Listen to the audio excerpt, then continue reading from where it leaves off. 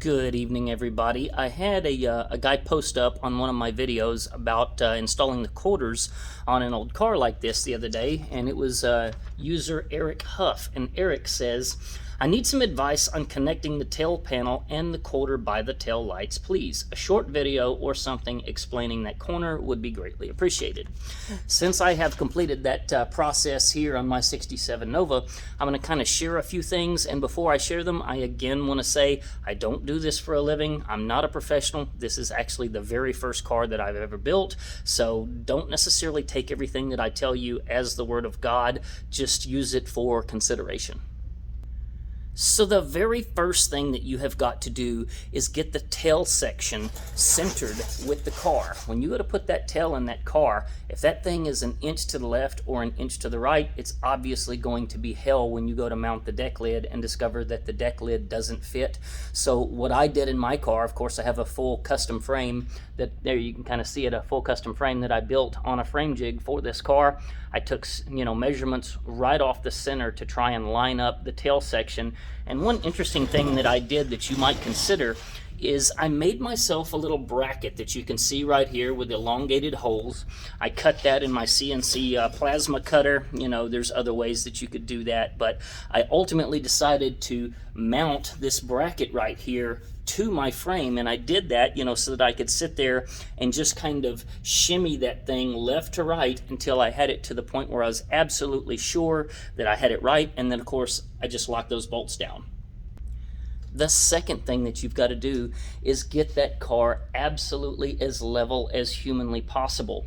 I think probably the best way to do this on a unibody car like this is to pull the front seats out of the car, open the doors, and run yourself something that you're absolutely confident is 100% straight from one side of the car over to the other, and then level the car left to right.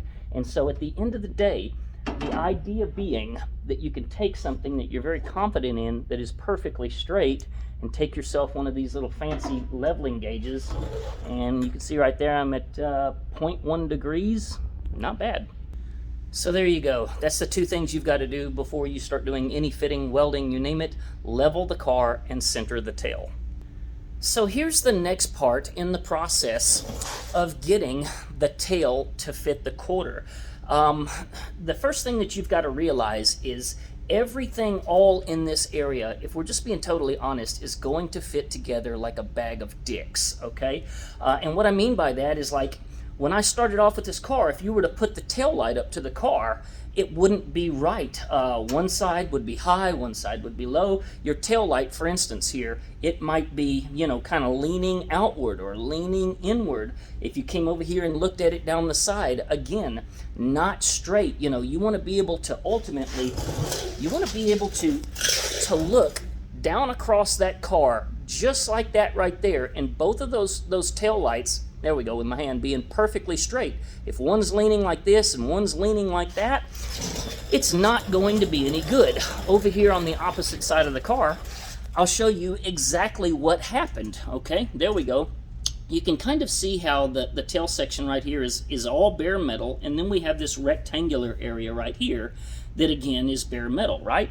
Well, unfortunately, the problem is when I first put the tail light into the car, instead of it being just, nice and straight like that, it was actually leaning like that. It was, you could see it with your eye that the tail light wasn't straight. And ultimately, what I had to do was do a slice cut right down all the way through here and ultimately remove about 1/4 of an inch of material out of the quarter panel and take this whole leading edge right here and move it that way 1/4 of an inch. The trouble in doing so is this body line that runs down the car was then going to end directly at the end of this line, and so these two were going to be just way too close to the point that they just touched and ran into each other and didn't look right. So I had to make a rectangular cut, you see right here, take that entire piece, move it that way. So I basically removed about 1/4 of an inch of material right through there, moved that entire section forward. And that's ultimately what I had to do in order to get that tail light, sit flush up against that car. That's pretty much the first thing that you've got to do before you can even start worrying about trying to connect the tail to the quarter, is get everything to where the tail lights sit like they're supposed to. For the next part, you're going to start basically kind of hammering, dollying the tail section to ultimately fit to the quarter, and getting these two pieces where they kind of come together real nice and smooth right through here. Hopefully you can see that. Getting those things to come together and sit flush is difficult to do, but I'll share with you one of the things that will make this easier. I believe Lowe's carries these. Home Depot and Lowe's don't both carry them, but this is a Buildex Tex lathe screws. I don't know what that is, to be honest with you. Part number 21520. Anyways, all it is that little booger right there. You see that? It's a little self-tapping sheet metal screw, has a nice big head on it, and you know, a Phillips end. And so what I learned to do was to start putting these things all down through here, dunk, dunk, dunk, dunk, dunk, a whole bunch of them. And so I'd put one in place, and while it was in place, I'd put one next to it, and then one next to it, and that would ultimately cause that seam to just draw up really, really nice and tight. And then once I had everything really nice and tight, and I'd screwed it together and hammered and dollied it together in the whole 9 yards, I would then go in and remove one of those little boogers right there, fill it up with weld, cool it down. You've got to make sure that you cool every single weld that you do, and then you know, from there you do the one next to it, and then, you know, start from the center and go out to the edge, go out to the edge. I really find that it makes sense when you're doing this to go ahead and drill all the way through both of those two pieces of overlapping metal, and then filling that in with weld. You just, in my opinion, get a stronger weld in doing that. I have a sneaking suspicion that some of these guys out there are probably going to tell you that the right way to do that is to take a 16th or a 3/30 or a 32nd cutoff wheel, overlap those two pieces of metal, and then just run that cutoff wheel right down in the middle of both of them. And at that point, you know, you're basically doing away with the two pieces of metal overlapping, and then you're filling in the area where the cutoff wheel went. To be honest with you, I don't really know what is the correct or right way to do that. This is just how I chose to do it, so I'm sharing with you the way I did it. I would tell you to fully expect that all of this lip where these things come together is going to fit terrible. You're going to find yourself trimming the tail section material on the inside, which you can't really see right here. You're going to find yourself bending all of this metal to make this fit. If we were to try and look around back here, you can see, hopefully, you know, kind of what I've done there, making things, making it fit. You're just, you're constantly cutting, welding, bending to ultimately get everything to line up, you know, to where it looks nice. At the end of the day, of course, the goal being that if you have cut and welded and massaged and bent and you name it on that metal to get it right, you end up with a tail light that fits around the quarter and the tail very nicely. So there's still some work to be done, no doubt. Definitely some body filler work that will you know, fill in that last 64th of an inch there, because my metal work is you know, not perfect, but that's hopefully it's kind of what we're going for. While we're on the topic, there's something else I want to share with you.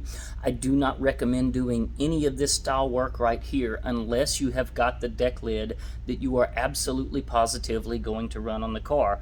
Don't use one deck lid, you know, line everything up and then plan on using a different deck lid. That's a terrible idea, and I'll show you kind of what I mean here. You'll notice that I have you know, bare metal right through here. Again, that's where I did a slit cut going down that tail, and I moved that material in order to make it come out and fit the deck lid nicely. If we look up the quarter panel, again, all the way up through here, all the way up to there, bare metal. I had to move that entire edge to get it to fit my deck lid. Let me show you something. The deck lid that I'm actually going to run on this car is a carbon fiber deck lid from the folks at Anvil. I'll put a link down below in the description to my carbon fiber deck lid where you can get that. So anyways, you can see it right there. I've got it covered in blue tape. I just recently finished building the race car style spoiler for the back of the car. I'm really happy with how that turned out.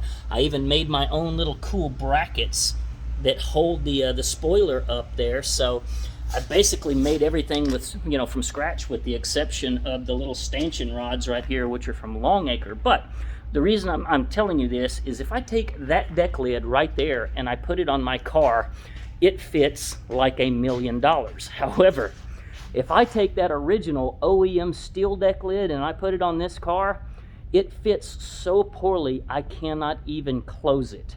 So don't go off and do any of this kind of work where you're modifying the fit of everything, you know, making, you know, all of these edges line up and whatnot. Don't do any of that work unless you have the deck lid you intend to run. Eric, I hope that helped you, buddy. Hopefully this video helps some other folks out there as well. Click subscribe, follow along if you want to make sure you catch the rest of my videos, and you know, ask your questions in the comments, all of that kind of stuff. In totally unrelated content, my wife is so mad at me, and I don't care. I mounted steer horns to the front of my golf cart tonight. I know, I'm proud of me too. Y'all have a great evening. Take care.